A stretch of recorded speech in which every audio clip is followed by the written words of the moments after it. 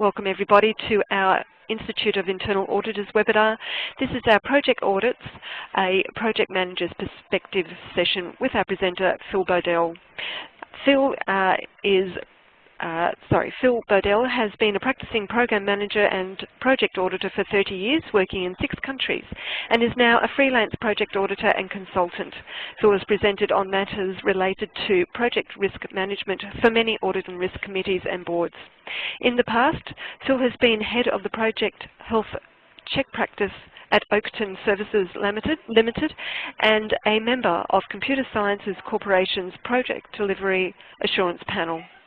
Phil has been CIO for an insurer, a subsidiary of NAB, as well as a business process or outsourcing business, a joint venture between CSC and Swiss Re.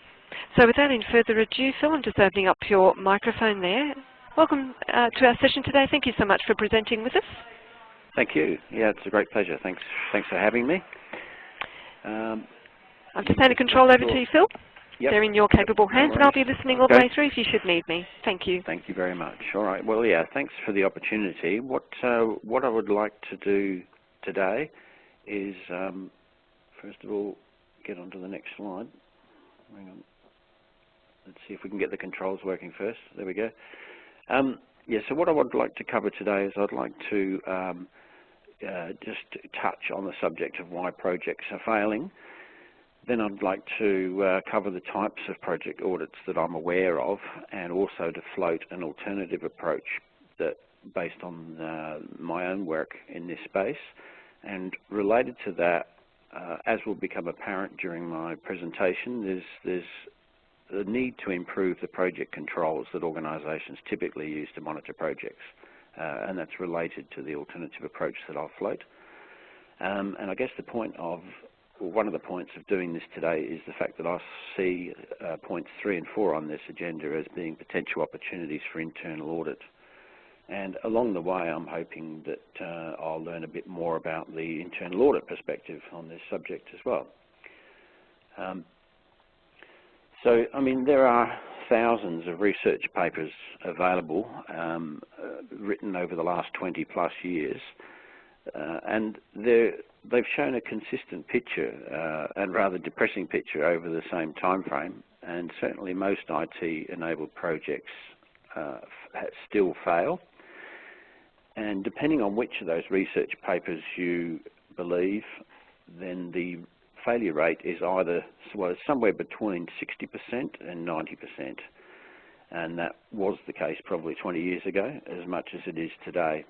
And I think one of the reasons for the wide range in those percentages is the fact that if you look at the 60% failure rate, a lot of that research tends to take what I'd call the IT definition of failure, and that is that they exceeded the budget or they delivered late.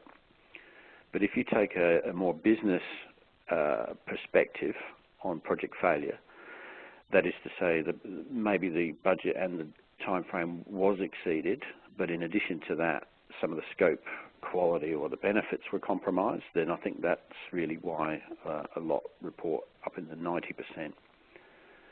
And based on my own findings, I would argue that whilst there are many companies around that claim that their projects are successful, I think if you scratch the surface, you find that there's a very liberal definition of success, because you can manipulate it by subsidising one project from another part of the business.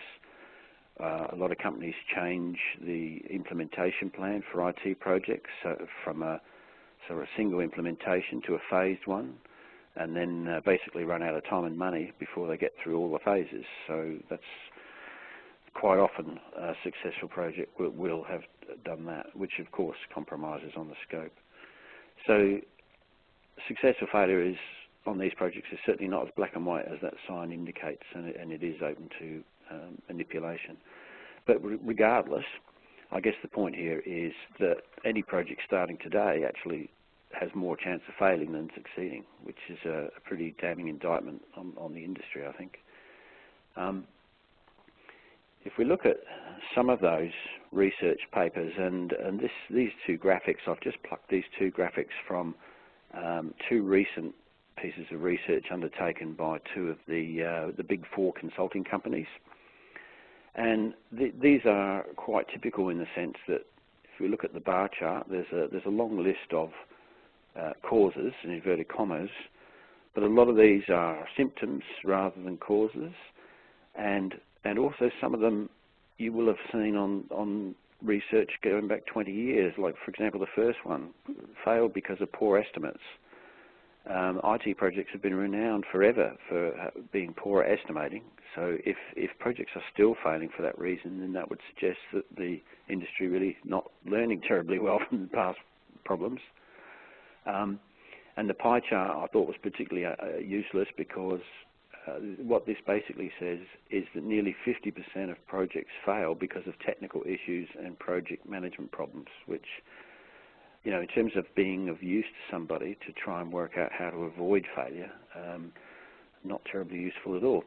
But the more research you look at, the more you realise that there are hundreds and thousands of reasons why projects fail. I did find, I mean, you'll find endless top 10 lists of causes online. I found one that was the top 101 causes. And I was tempted to write one myself and call it the top 6,000 reasons why projects fail, because the point being that projects are very complex, and I don't think anybody is ever going to be able to come up with a definitive list that if you were to follow, then your project would be successful. And I think by making these types of lists, people are really just trying to cover up the fact that projects really are complex.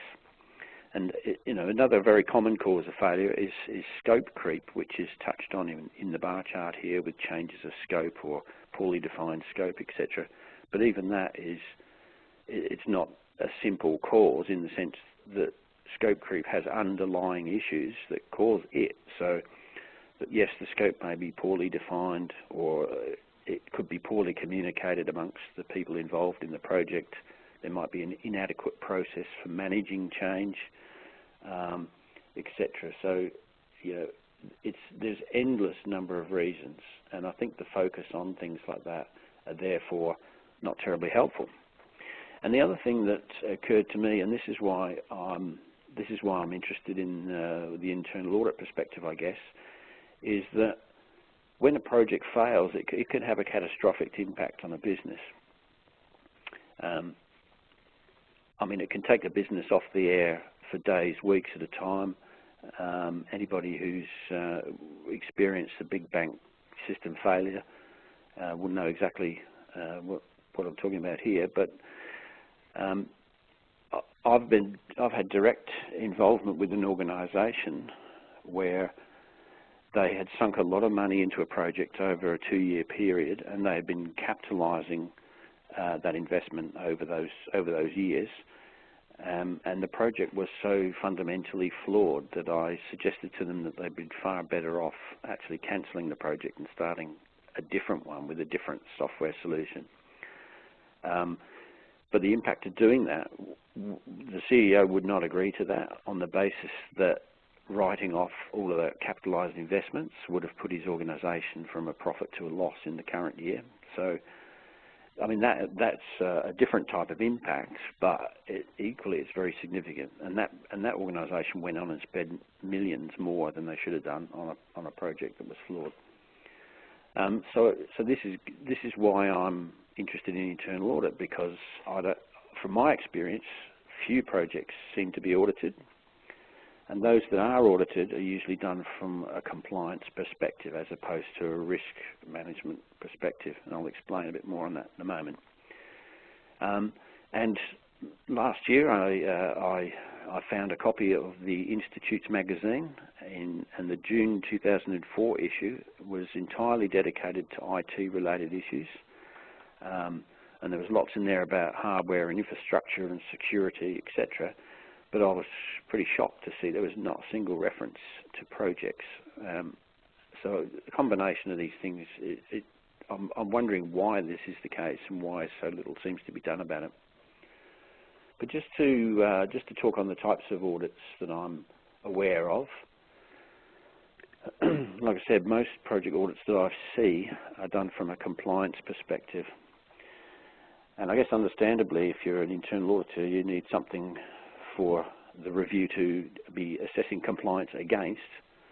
And when it comes to projects, there are only two things really that people are looking for compliance against.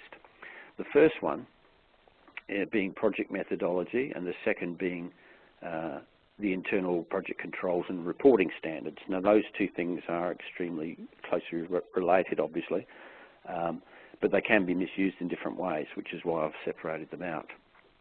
So if we look at project methodology first,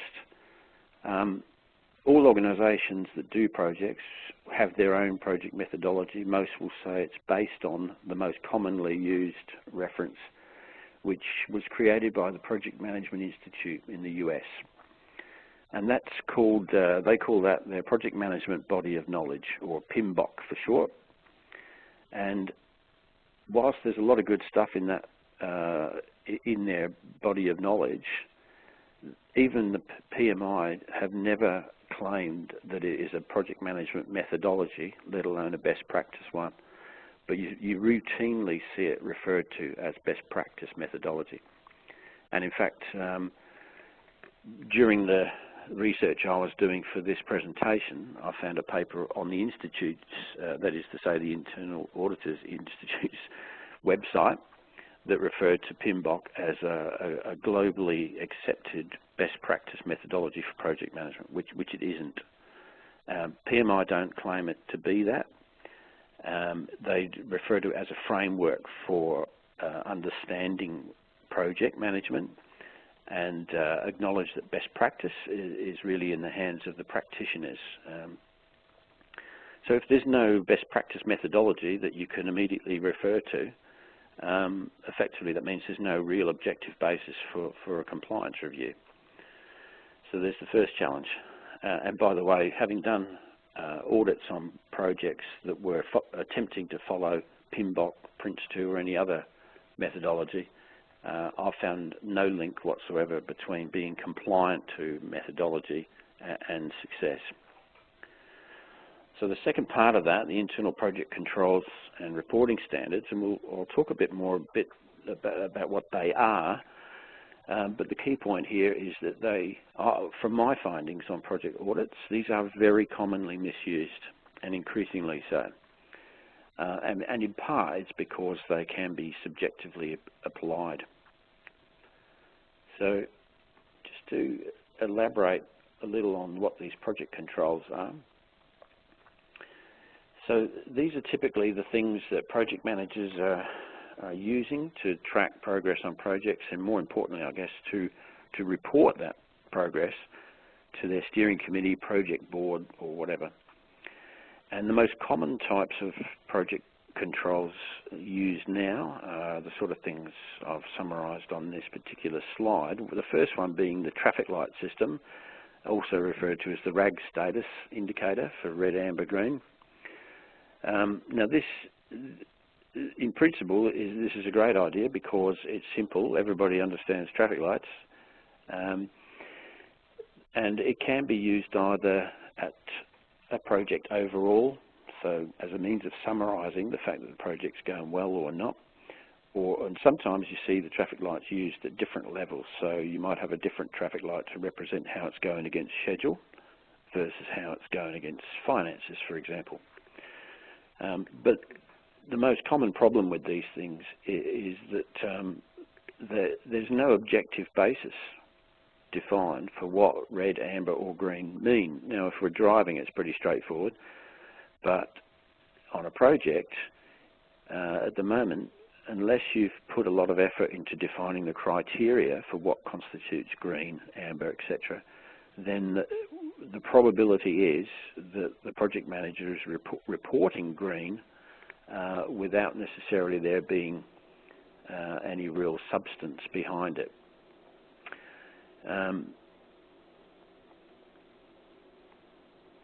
Yeah, I'm just keeping an eye on some of the chat comments. I understand that internal audit is sometimes not seen as an enabler, and I'll come to that a bit later in the presentation, and Michael has asked a similar question. So but certainly I'll coming to the value that can be added a little later on. Anyway, so the traffic light system is too subjective, and some organisations have attempted to set criteria, and I'll give an example of it later on. But it's very difficult to do that. So the second part of what is common sort of project reporting is in the area of finances. Now, if you see the table I've inserted there under forecasting, this is the most common way that finances are reported for projects, and this is straight out of that PMBOK framework. So we're saying that this project has a budget of 500,000. The actual costs incurred so far are 400,000. The estimated effort to complete or cost to complete the project is 100,000, and therefore the estimated cost at completion will be 500,000, being the actuals plus the estimate to complete. So that on the surface that looks fine, because that's saying that the project is forecasting to spend the amount of money that it's been budgeted to spend. But the really shocking thing that I find on the majority of projects is the way that estimate to complete in the third column has been calculated. So there's a clue in the name as to what you're supposed to do. It's supposed to be a re-estimate of the remaining work to complete the project. But more often than not, I'm finding project managers will basically interpret that to be budget remaining. So they'll say, well, we've spent 400,000, we had 500, and therefore the estimate to complete is 100. And the effect of that is, not surprisingly, that the estimate at completion will always equal the budget, and therefore it makes it look like they're running on track financially. So the question to ask when you see that is, how was the estimate to complete calculated? And related to this type of reporting is, well, are you underspending or are you overspending relative to what was expected? And of course this line item here doesn't tell you that. You don't know whether $400,000 is good news or bad news. And even if you did know that it was underspending or overspending, unless you've got a bit more information, then you don't know whether that's good news either. And in fact, on projects, underspend is almost always bad news. So, and the last point on here is that typically there'll be hundreds of issues and risks on a project, but the only ones that get reported to steering committees, project boards, are the key ones. You know, what's important enough to escalate to the steering committee and the project board. And that's fair enough. The steering committees don't want to be bogged down with an endless amount of issues to look at. But the point is, yeah, who decides? The project manager basically decides, and what criteria is used. Well, more often than not, that's subjective as well. And a similar thing is, you find a similar thing with how progress against plan is reported. Typically, a project these days we use what's called the % complete method. So the project's going great, we're 80% complete. But once again, what's the percentage based on? And more often than not, it's just showing you what extent of the time or budget is used, which isn't the same thing, and quite often it's a guess.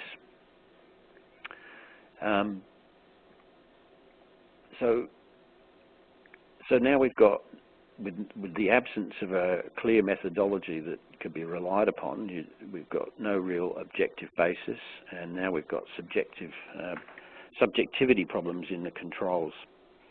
So this is why I don't do compliance reviews. I've never done compliance reviews. The sort of reviews I do are more about delivery risk, but these can be done from many different perspectives and for very different reasons, but they always involve a lot of work to review a lot of documents, a lot of plans and things, interview a lot of people. If it's a large project, there might be questionnaires and surveys, and there's a lot of investigation. So whilst this type of review certainly delivers a higher value, there is a greater effort and it is dependent on on project management expertise, and therefore this type of review unfortunately is less likely to be done. But having done these types of reviews for years, then the type of things that I've found, I think, suggest that there's underlying issues that might that I think suggest a different way of looking at projects, and that's really what I want to share with you today. But just before I talk about this alternative approach, I think it's worthwhile thinking about what a project fundamentally is. Now, according to PMBOK, their definition of a project is a temporary endeavour undertaken to create a unique product or service. And there is nothing specifically wrong with that definition in the sense that it's sort of accurate. It's not very inspiring. It reads like something that was designed by a committee, which is in fact exactly what it is. But for the purposes of audits, it doesn't really give you any feel on how to look at projects. So my definition of a project is it's a process of turning assumptions into facts. And the clue in the PMBOK definition, I think, is the word unique. Every project, it doesn't matter what it is, but every project is different to every other project. And every project starts with a whole lot of assumptions, and during the course of the project, those assumptions will either turn out to be true or false. And obviously any unresolved assumption can therefore be a risk. And I think this definition would be useful for the practitioners on the projects as well, because quite often projects start off with a lot of assumptions, but as the project teams work away, they tend to forget which ones are the assumptions and which were the facts. And they tend to put too much faith in some of the things that were in fact only assumptions. So this is the alternative approach that I think would be useful to do from a project audit perspective. It involves 3 steps. So the first step is to try and separate the facts from the assumptions, because we really still need to come up with some sort of objective basis on which to measure a project. So if we can identify which are the real facts, then that gives us some sort of objective basis to some degree, and it obviously depends on how long a project's been going as to what is known versus what's assumed. And then as part of that, any assumptions that we identify should be considered and managed as risks. So the second aspect to this is to then look at to identify the reserves that are on the project, and more commonly and incorrectly referred to as contingency. So now these reserves can be positive or negative, which I'll explain in a moment. So the positive ones are great, they're assets and can be used to sort of fight risks, and the negative reserves are in fact creating additional risks. So the exercise of going through 1 and 2, besides identifying an objective basis, it's identified a number of key risks. And then the third step is if we then look at the project's risk register and compare what's in there with what we've just discovered, then it gives us a much better feel for how well the project has understood what things are assumptions, and also how effectively they're managing risk. So I'm going to go through those 3 steps in a little bit more detail. So first of all, trying to get to some level of objective basis. This diagram here shows the sort of logical key components of any project. It's not intended to be complete, but it's intended to show the key areas and the relationships between them. And for example, a project, well, any project hopefully has a defined objective, but if it's got a defined objective, then that can be used to develop the scope and understand what needs to be done. And then once that's done, then that can be used to develop the tasks that need to be delivered to make that scope deliver to the objectives, etc. So the question, I guess, is to what extent are each of these fact versus assumption, and also whether they are sort of reconcilable, whether you can join the dots, so to speak. So, and if you can't join the dots, then obviously that would suggest that there's additional risks and assumptions in there somewhere. And certainly where there are disconnects, then they're bound to lead to failure at some stage. Now, the way in which we could do this is by looking at project schedules and the financial data of the project. And a good starting point is usually the business case, assuming there is one, because that will at least define what can be objectively stated. And the two blue boxes that I've got on here, I think surely these ones should represent an objective basis for any project that's been approved to start, and obviously the objectives, it would be nice if that was too. So if we take as an example, we've got a project, the objective of the project might be to launch a new credit card product.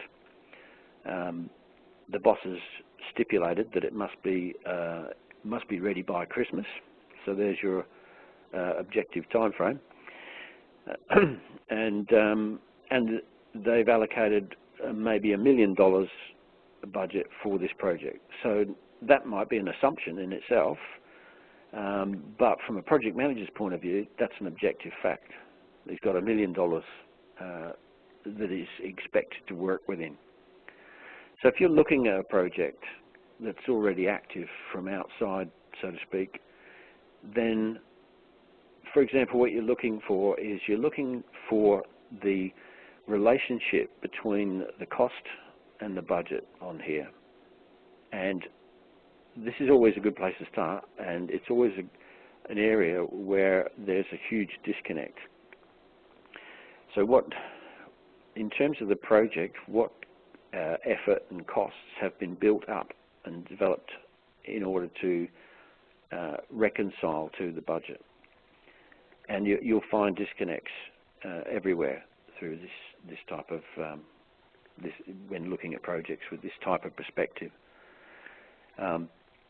And you'll find that the estimates, for example, there might be effort estimates, but they're not based on the tasks that are assumed to be needed. The estimates may have been based on an assumption about resources, and therefore there will be no connection between effort and tasks, which sounds ridiculous, but that's quite common practice.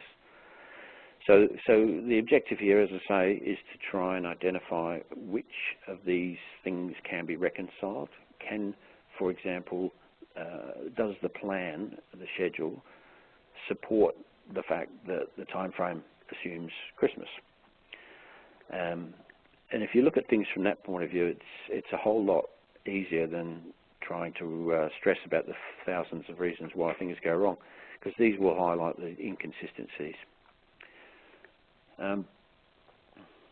So if we go on to the second step, trying to identify the reserves or the contingencies. Now, these are also apparent from the project schedule and the financials, but by comparing status reports and resource plans over time, this is another way to identify the reserves. And I should point out that it's always interesting if you ask the project manager about this, because project managers will always say that there are no reserves on their project. The schedule's extremely tight, the budget's tight, but we think we can do it. That's the perspective. So, but all projects have reserves. Very few projects actually bother to identify them, and certainly I've only ever seen one project that actually tracked the use of those reserves. So, and the reserves may exist in various forms. Now, PMBOK recognises only two of these, and that's budget and schedule. So obviously with budget, the $1 million we've been allocated for our new credit card product. When the board or whatever came up with that amount, they may have also given you a 10% contingency.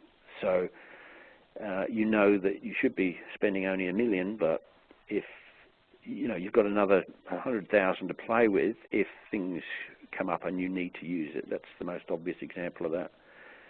Schedule contingency, well, the boss says it's got to be implemented by Christmas. So if I'm the project manager, I might produce a schedule that shows the project ending in November to give a little bit of time up my sleeve for addressing problems. But resource and scope contingency are less understood. So resource contingency can be positive and negative, as can the others. So a positive resource contingency would be, for example, it's quite common that resources will be allocated for the duration of a project. So on our example project, if we think we need 10 people, then they'll be allocated to the project until Christmas. But if you look at the work itself in the schedule, you'll find that some of those resources will not be fully allocated during the course of the project. So that creates spaces, unused time that can be used when changes come up or problems occur. But equally, you can have a negative reserve in that for resources as well. And that's unfortunately also very common, and it's visible in schedules because you'll have resources with no names or to be confirmed type resources. So there's an assumption here that the resources are going to be available. And another very common one is the resources are allocated, but they've been over allocated. So for example, the plan might assume that the resources all have to work a 10-day week, for example, to make the project feasible. So that's obviously a risk. If we look at the scope reserves, a positive reserve in the sense of scope relates to priorities because, I mean, the business will always say that all of the features and functions that they need in a system are top priority, and we really, we've absolutely must have everything. But if the project gets into trouble at some point, and the choice is you either take something out and go with, implement the rest, or you fail to implement anything by Christmas, then when that pressure's on, then the business will confirm the fact that, well, actually, yeah, there were a couple of things in there that are not quite at the highest level of priority. So it's very handy if you know that up front so that you understand what level of reserves you've got there. And all projects have a lot of negative reserve from a scope point of view, and this typically happens because changes come along that the project manager absorbs into his scope without, apparently with no impact, and these just become a snowball of problems. Just as an example, I guess I did an audit on a large project at a large bank in Victoria. That's not giving the name away because there's only 3 in Victoria: NAB, ANZ and Bendigo, and I've audited all 3. But this particular project was reporting everything's green, they're on track, they're on budget. They were sort of about 3/4 of the way through the project at the time the audit was done.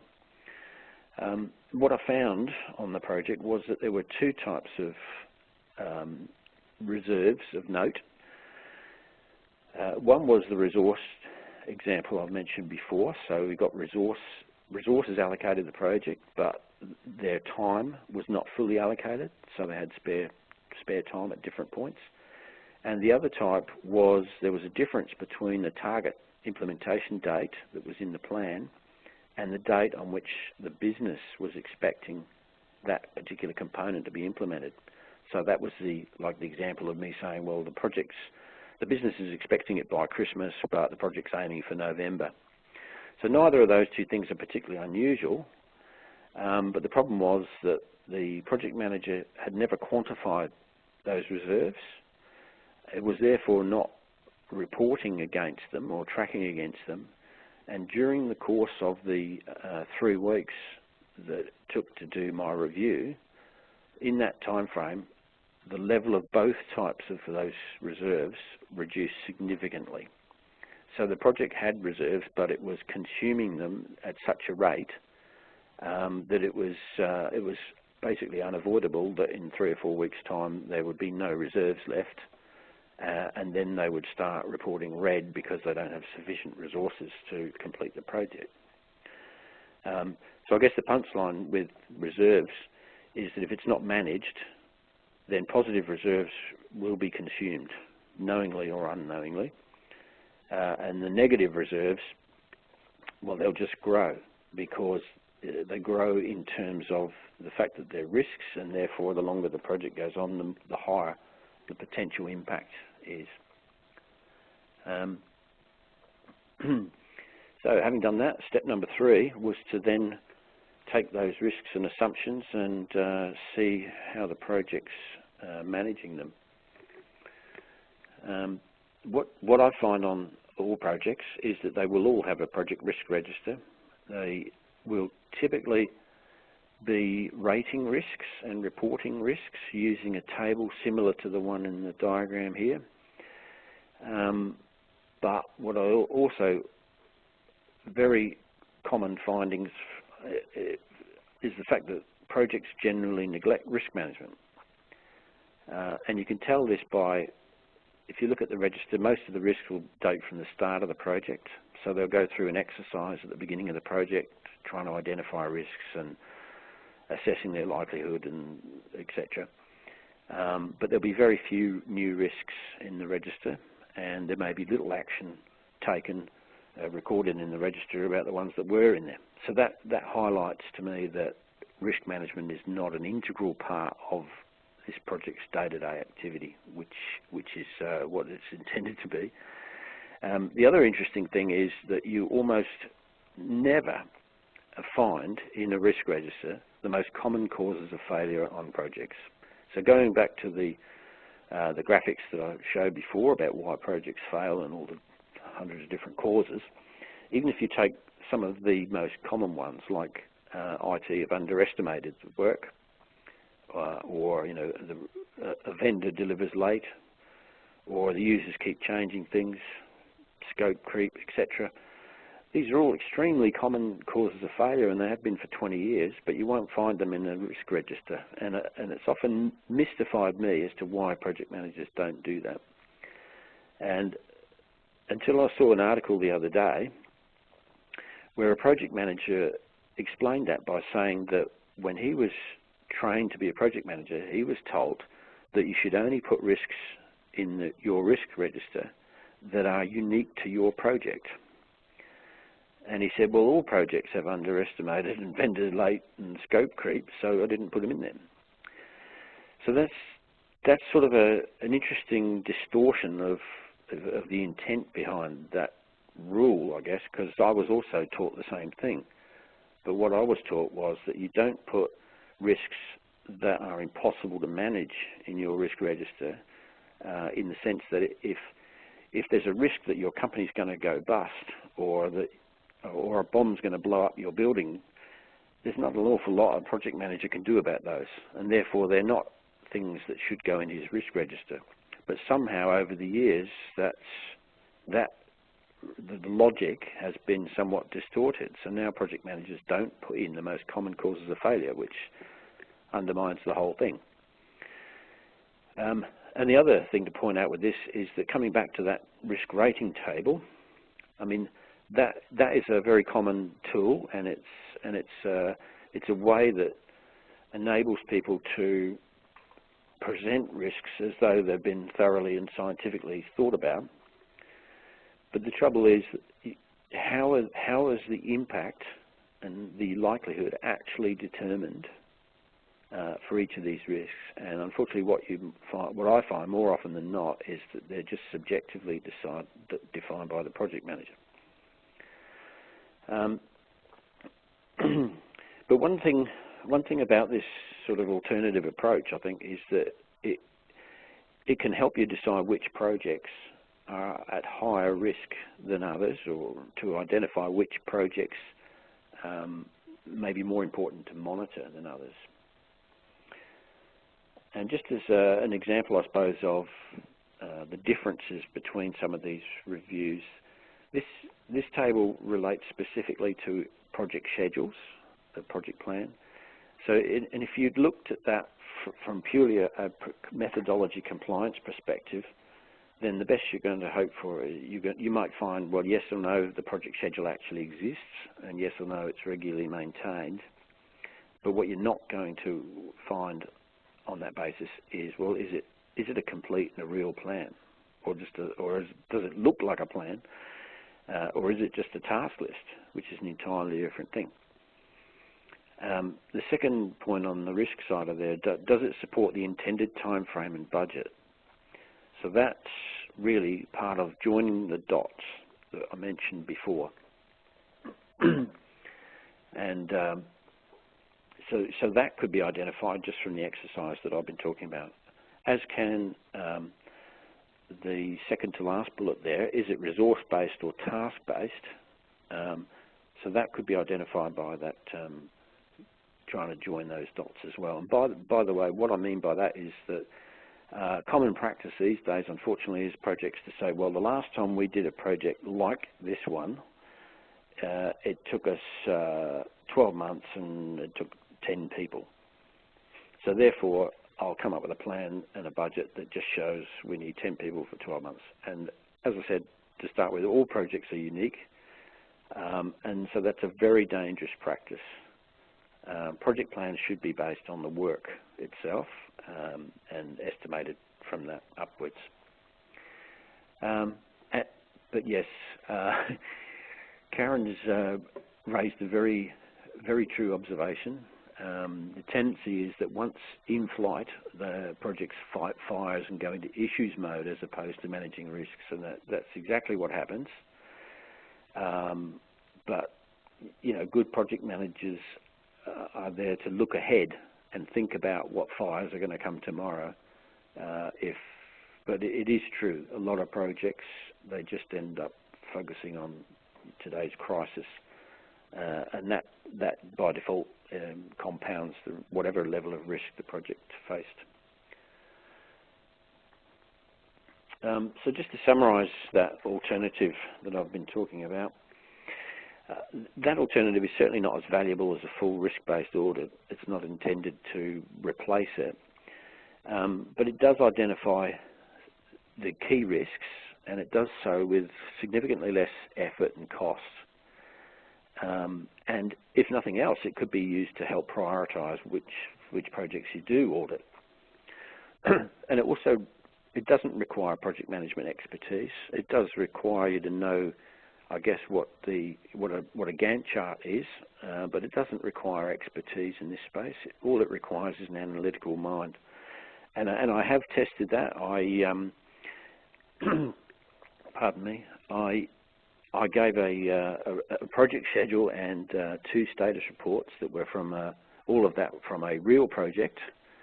The status reports were about a month or so apart, and I gave those documents to a lot of different people with different experiences, and I asked them to try and join the dots and just try and read between the lines, so to speak, and highlight where they thought there was risk or something doubtful going on. And I mean, I used project managers from a very wide range of experience on that, and also some non-project people, some admin people.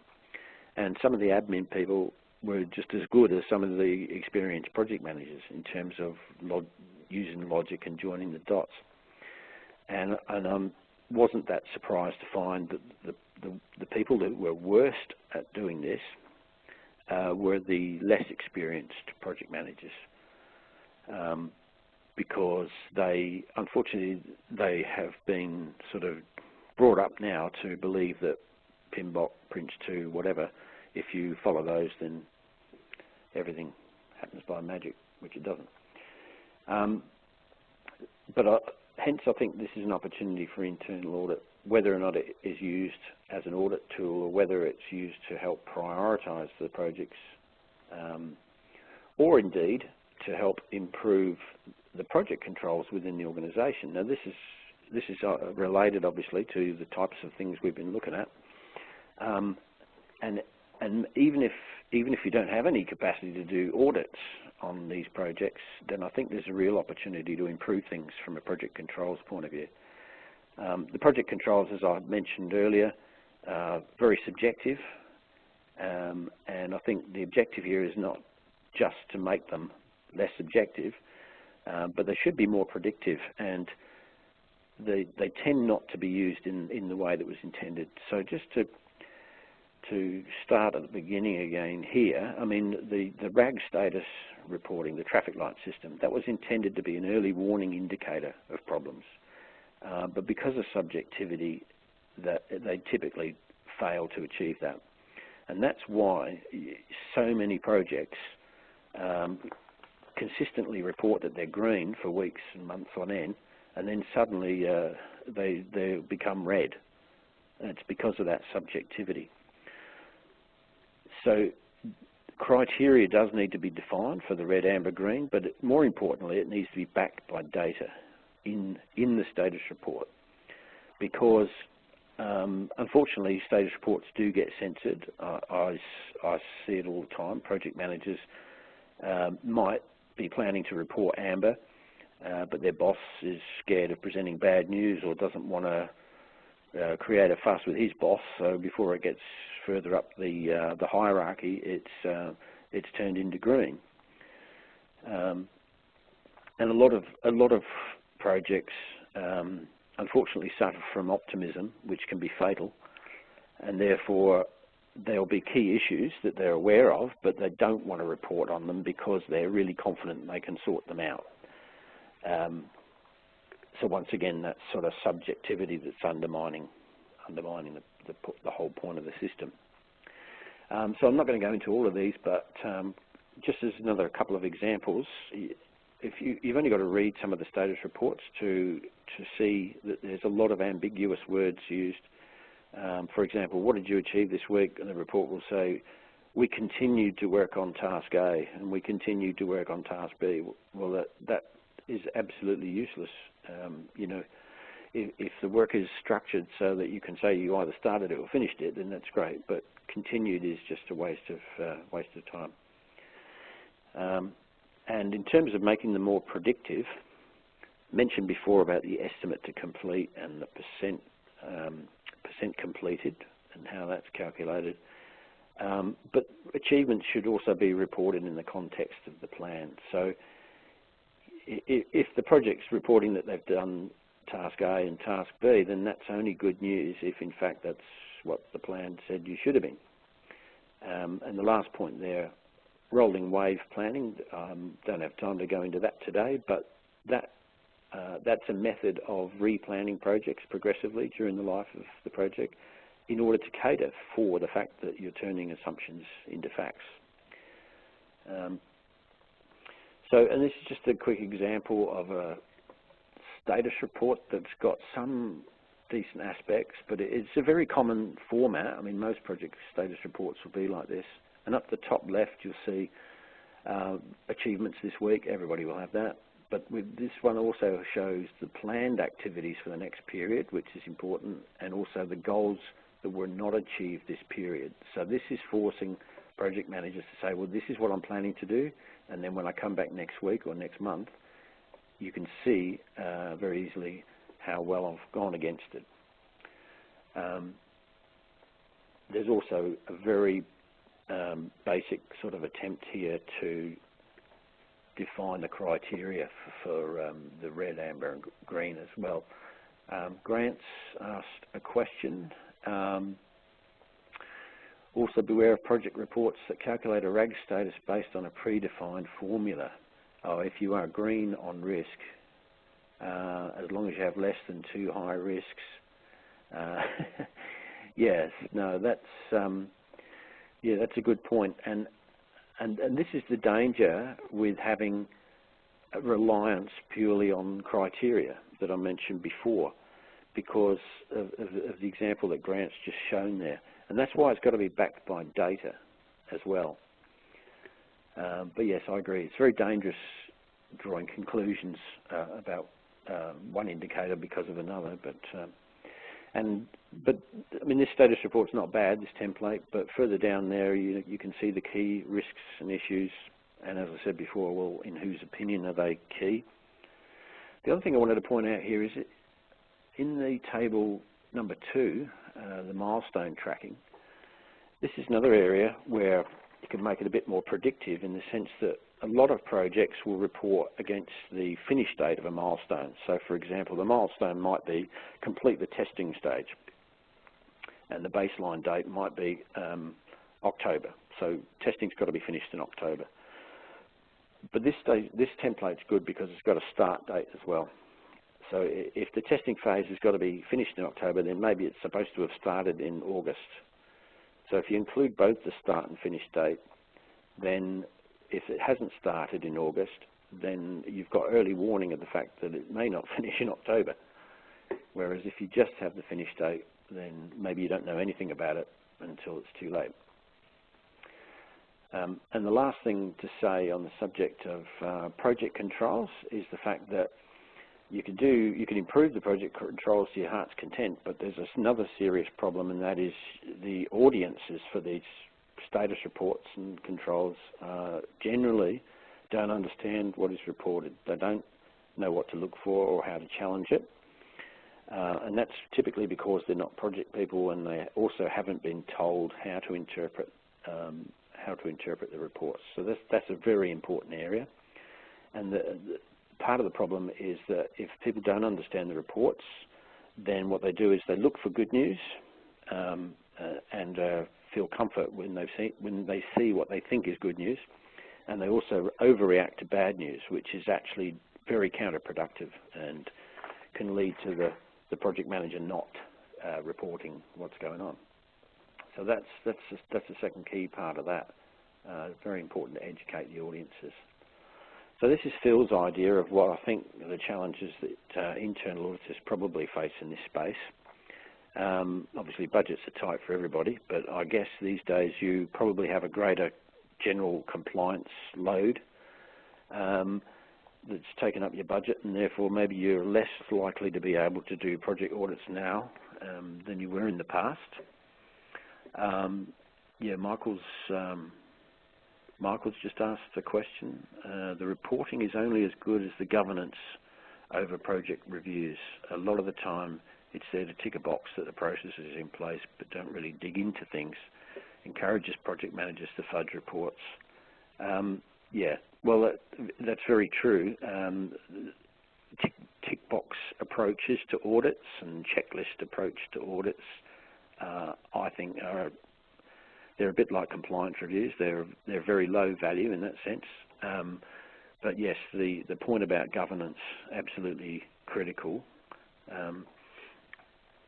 Anyway, so the budgets are usually tight. There's also a catch when you outsource project audits.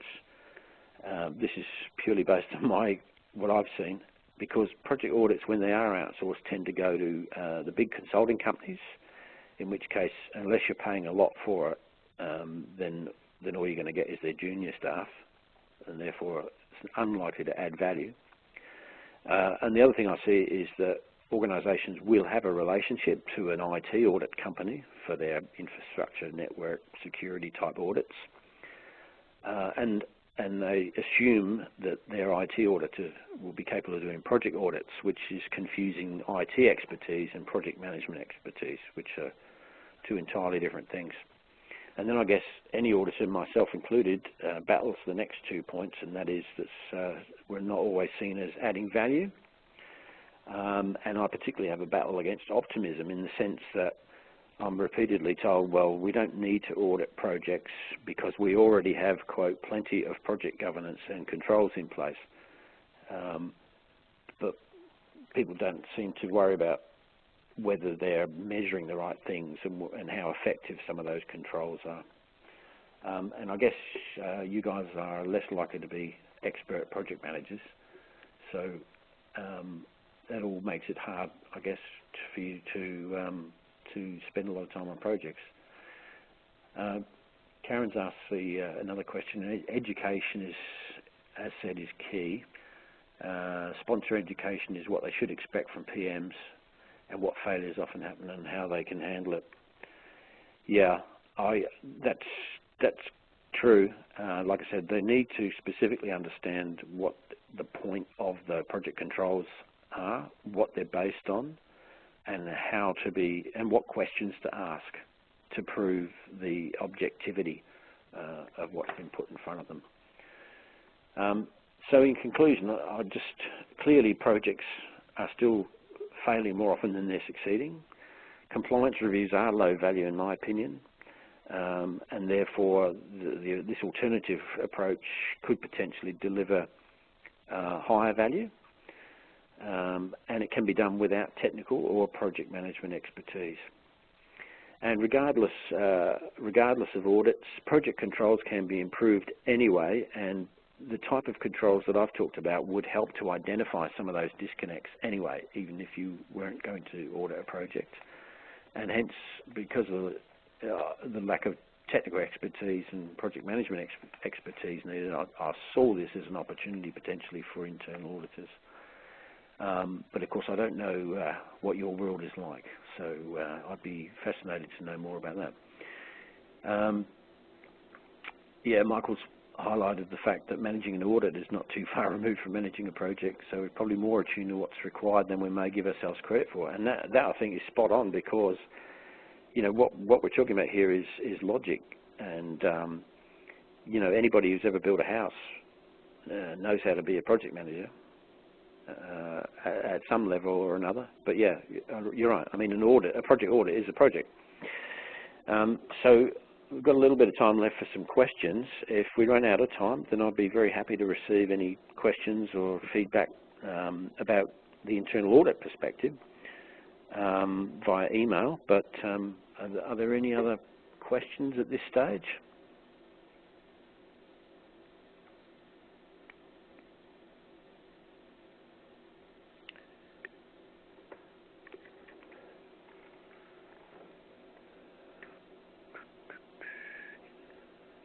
Right, no other questions? Like I said, very happy to take questions via email later on, and or if you can provide me with some feedback, as Michael's just done, that you know, helps me to understand the internal audit perspective better, then we would have both got something out of today, hopefully.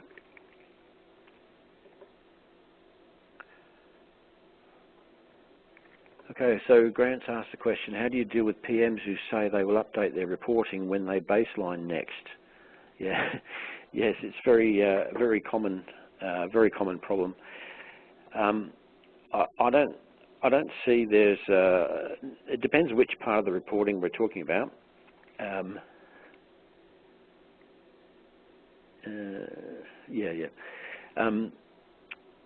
Yeah, well, it depends which part of the reporting we're talking about, but the sort of controls I've talked about, they're fairly fundamental things, and so they could be put in place from day one, and the whole point is that they evolve over time because of the shift from assumptions to facts.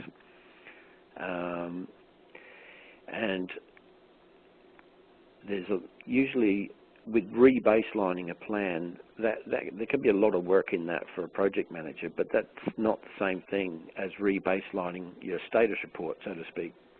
You can put meaningful milestones in a status report even if you haven't fully updated and re-baselined your plan. So that's a bit of a red herring, I think. That's just a way of delaying doing it. And Glenn's asked a question, so using this alternative approach, have you seen improvement over time? If so, in which aspect? Well, I spend more time doing project audits these days than actually managing projects. But yes, I mean, some of these things were done many years ago, and in fact, I would argue that in a lot of ways projects were managed better years ago. And some of the ambiguity that's crept in has really sort of been encouraged almost by some of the gaps in PMBOK. And that's not a criticism of PMBOK, because they don't claim to cover everything.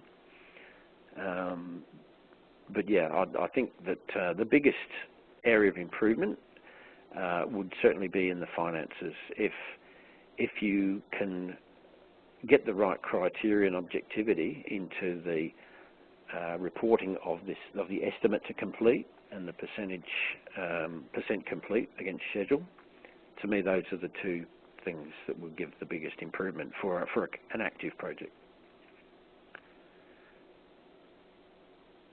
Any other questions from anybody before we ask Deirdre to wrap up?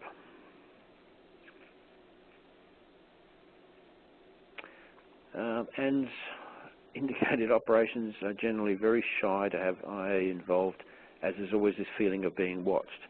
Yeah, and the same thing can happen when I come into a place as well. But I guess the point is that it depends what they think you're there for, and I guess I have an advantage in that sense, in that I'm usually there to use my experience to help them, as opposed to, don't take this the wrong way, but maybe internal audit are there to find out what they're doing wrong. So maybe a way around that, I think, is to focus on things like the project controls and highlighting what their weaknesses are and what could be done about it, as a sort of value-add way of helping projects improve without necessarily doing the audits first. So yeah, so I would suggest that maybe you start with the idea of helping the organisation to improve project controls, so then they don't feel like they're watched anyway, I guess. But any other questions?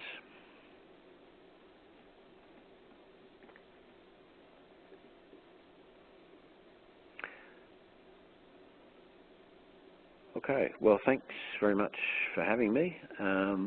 We've got another question. Do you ever use the gateway type concept, Phil? What do you think of it? I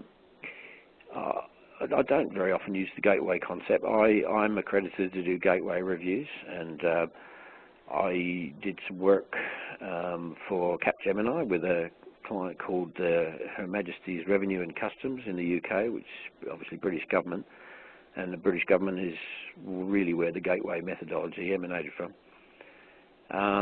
But no, that's more, to me, that's more of an investment, control sort of methodology, as opposed to project risk. There's certainly overlaps and some common grounds, but gateway is a different perspective, I think. It's not a substitute for the type of risk reviews that I'm talking about. So, and typically the gateway reviews are better applied to bigger projects, although ironically in government it works the other way. But anyway, any other questions? Right, Michael, to what extent have you seen the tailoring approach to project requirements being applied, i.e. not all documentation levels should be applied? Yeah, I mean, to one degree or another, that happens everywhere, because I don't think there's too many places, well, I haven't seen too many places where methodology is followed so blindly that people are creating documents for the hell of it, but there's usually a lot of borderline documents where somebody will think the document's important, and that's sometimes enough to force the project to produce it. But projects generally produce a lot of documents, and yeah, I mean, they generally put a lot more effort into documents than is worth putting into. Yeah, and obviously it depends on the type of approach you're following on the project. But certainly the requirements themselves, that's not an area that you would normally want to see cut at all. Yeah, Michael, it can waste a lot of time, and it can be very frustrating for the project managers, but it depends on what the documents are, and it depends on what your particular methodology is as to whether you know, whether it's easy to tell whether in fact any given document is adding value or just taking time. And you know, in my opinion, if it's not doing something significant to help reduce risk, then it's a waste. It's potentially a waste of time doing it. But then it depends how rigorously your methodology is enforced, and sometimes that can be very difficult because methodology can be taken far more seriously than it should be, and non-project management people quite often assume that by sticking to the methodology, the project will be successful, and therefore sometimes, it can be very hard to get variations to that methodology or to get dispensation from some of the documents. But I think unless you can prove that it significantly contributes to risk reduction, then any document should be questioned. Any other questions?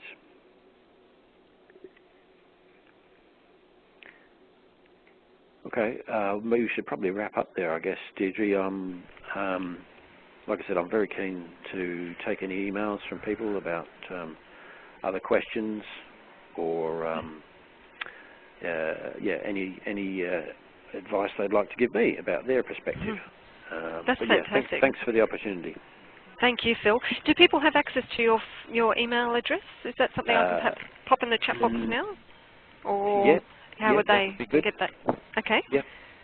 So would you like me to put it in the checkbox? I probably have it here. I can do that just now. But thank you so much, Phil. That was a really informative session, obviously provoking a lot of thought and comments, and people feeling some general not pain, I suppose, but concerns together, which is great that everyone can get together here and have a chat about it. So thanks for your expertise, Phil. It's been brilliant. I've just popped your email address in the chat box there for people. No worries. Thank you. I've just mentioned to people that you can exit out of the session now by clicking the X at the top right of your screen. That will automatically close the session down today, but redirect you to a feedback form. Only takes about 30 seconds to complete, and we really would appreciate your feedback today on our session with Phil. But Phil, thank you so much for your time today. Really great session, and for everybody for joining us. No, it's been a great pleasure. Thanks very much, everybody. Okay. Thank you. Enjoy the rest of your day, everybody, and goodbye. Thanks, Deirdre. Bye-bye. Bye-bye.